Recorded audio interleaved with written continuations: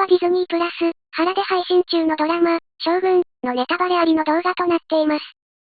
本編鑑賞後の視聴を強く推奨いたします。以上を踏まえてお楽しみください。現時点で最高のエピソードだった。8話海外でも評判いさげだな。さあクライマックスだ。8話はなんかカタルシスと演技のぶつかり合い良すぎて何回でも見たいってなるな。無駄な回がないからもはや GOT 超えたな。このドラマ所作が美しいね。名もない町民の女の所作まで徹底してる。喜んでるお銀様可愛かった。教会設置場所の隣に遊郭ができると知った時の宣教師の表情に爆笑した。遊女、とほほほほほ。宣教師の心情の推察、約束を果たしたと言え、そりゃねえだろう、とほほほほ。表情良かったわ。マジでこのシーンクソ笑ったわ。虎長は本当に食えないやつだ。関東平野が何もない湿地帯みたいになってて笑た。昔の人はあんな干潟にどうやって埋め立ててたの？吉野茂出現、吉原だからね。初期の吉原は室町の安心屋敷の近くでもある。関東平野どころか日本は湿地ばかりだった。今の大阪と昔の大阪も全然地形が違う。細かい川が無数に流れ徒歩での戦闘は厳しかった。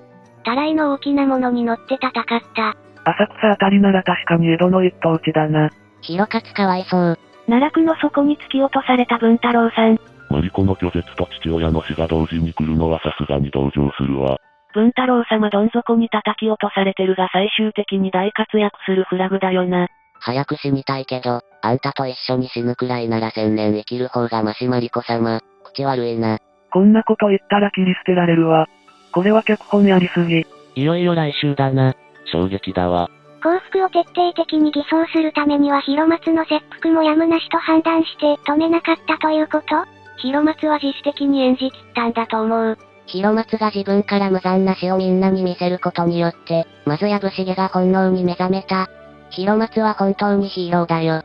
広松は武士の鏡だな。石堂に虎長が幸福の意志が固いことを完全に確信させる必要があった。大阪の警備が厳重にならぬようにだからあえて幸福反対を叫び、虎長に切腹を命じさせた。決死のブラフ作戦だ。同時に自分の無用な騒動を鎮め、安心と結びつきがある作詞藪重の覚醒も促した。一石三鳥。見事な最後だったっす。広松に惚れた。マリコ様の次くらい。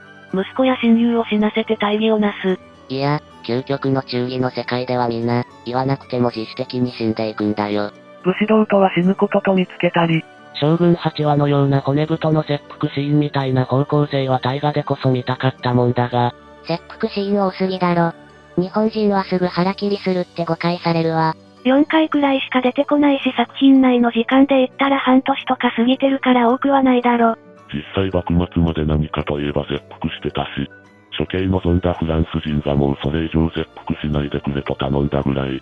清水宗春の忠義の切腹がかっこよすぎて全国の侍社会でなんかあったらとりあえず自害ブーム来てたからな。あまりにすぐ死にまくるから家光死んだ時幕府公式で殉死禁止令とか出た。こんだけ金かけたドラマなのに切腹した後に転がった首は思いっきり人形ってわかるのが、ちょっと悲しい。西岡徳馬かっこよすぎだろ。名演技だったわ。乳首ドリルしか知らんかったけどさすがだな。ドラマ見て久々泣いてしまった。西岡さんさすがベテランだけあってすごかった。しかしこのドラマの脚本家見事だわ。ゲイスロ超えてるよ。広松切腹は西岡の発案だって。当初は別の5人の家臣が切腹する脚本だったそう。これから海外から色々でかいオファー来ると思うよこの人は。インタビューでも広松は虎長とは目だけで会話ができるような間柄だと説明され役作りしたと言っていた。その役作りのまさに真骨頂だったな。文太郎が後を追うとするのを止めるのもまだ虎長に必要だと思うからこそ。しかもマリコとのことまで気遣った言葉を残して散っていくとは泣けるぜ。時世の句がかっこよすぎるんだよ。もうお気づきだろうか。宇佐美節の切腹から虎長の謀略がすでに始まってたことが。死生観が違うから生き方の迫力が違うよな。不殺系やれやれ主人公よりも、武器があったらサクッと異物を除去してくれる方が見てる方も気持ちいいよな。来週からはカタルシスの解放で面白くなりそう。5話6話7話は何だったのかってくらい急激にストーリーが進み始めたな。1回じゃよくわかんなかったからもう1回見てみよう。スタッフがゲイスロじゃなくてハウスオブカードに近いとか言ってたけど、納得の8話だったね。世界的にはあえて10話全部揃ってから見始めるって人もいるのかな？そうだとしたらもう1ヒットするんだろうけど、そんな人は少ないのか？ 9、10話の出来が良く、トータルですごい。ということになれば、プチ伝説として今以上に口コミで周囲に広がる。本当のヒット評価はそれからだろう。6.7 話は内情を書くばかりで少しだれるからこれは10話一気にしたらハマると思うよ。俺たちの藪茂がまた活躍しそうじゃな。次回は藪茂が大活躍しそうで楽しみだわら。安張がぶん殴ってたけど、最終的に元の仲間は戻ってくるのか？あの感じは決別してるだろ。多分史実的にも。安心に褒められてる時藪茂ニヤニヤで笑った。藪茂と安張が盟友になった裏事情。二人とも安心船所有の鉄砲500艇は大阪城にある総鉄砲数より多く強力で大筒も使えば簡単に城門を破壊できるほどの超兵器と勘違い騙されてるしている。この超兵器を所有した者が東西決戦の行方決めると、なぜ二人が変な野望を持ってしまったかはドラマよく見てればもう理解できるね。あんだけ豪華な船も一から建造してるのにバラしてるのもったいねえよな。ちゃんと撮影用に地上の油圧マシンの上に建造して本当の海上にいるように動かせんだから。虎長を決してヒーローっぽくも良いやつにも演出していなくて本当いいな。トラ A はもう少し家臣の命を大事にする方法はなかったんだろうか。って思うけど下手すれば一気に江戸に攻め入られて全て滅ぼされる可能性もあるって考えると、腹心の広松が表向き虎長に異を唱え切腹するという事実ができたのは、相手の油断を誘う最上の一手だわな。藪茂、安心、マリコのミシャのそれぞれの点が虎長の策によって線で結ばれていく展開もたまらん。途中藪茂がしょうもないモブに見えてきてたがここに来て重要な意味を持つとは。やばい。もうなんなのこのドラマ、ガミじゃん。つか原作がすごいのか。それを書いたのが外人っていうこの敗北感たら。マリコ回が続きすぎてて正直だれてたけど今回で一気に面白くなったわ。石堂がねっとり落ち葉に求婚してるのキモかった。見捨てられるフラグかな。落ち葉が石堂に三つ指ついてたが縁組の提案飲んだのか？組長が死んで幹部が組長夫人と再婚するようなものだろ。そんなのありなのかね？周りから反感買うだろ。大奥院は毒を盛られたと思う。首謀者は落ち葉。大奥院は対抗の性質であったのでそれなりの権力を未だに持ってる。落ち葉にとってはそれが邪魔。襲撃は一切気にしない。49日待ってあげる。お江戸にも行ってらっしゃいは優しすぎ。そういう謎も次回明らかになるんだろうか。江戸で49日のもの期間がもらえたのは納得いかなかったわ。いくらなんでも佐伯は甘すぎるだろ。